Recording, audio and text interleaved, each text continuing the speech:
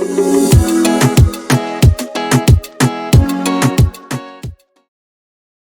Xellux, how to delete blank row in Excel. Let's dive in. So this our data set here. If you look at this arrow, you see the different space there, the blank row there. So now if you actually want to delete this, the most common way to do it is right click and click on delete. So there we have it. But I don't want to do it this way. It will be too boring and cumbersome, especially when you have a large data set and with 1,000 or million line of rows. So I'll press Ctrl Z. Let's do it in a more efficient way. What I will do is I will highlight everything.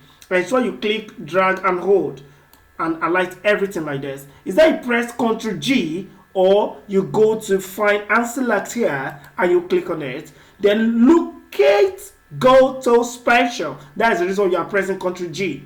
So click on it. Then come to blank here. Click on blanks. Then click on OK. You can see that audio blank is actually highlighted now. The question is, how can we delete this after it's been highlighted? Just hold on your Ctrl and press minus on your keyboard. Ensure you pick entire row and click OK.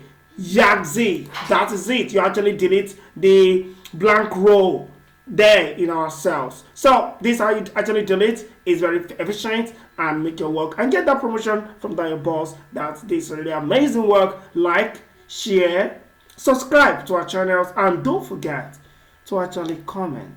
I will say thank you for watching. Light out.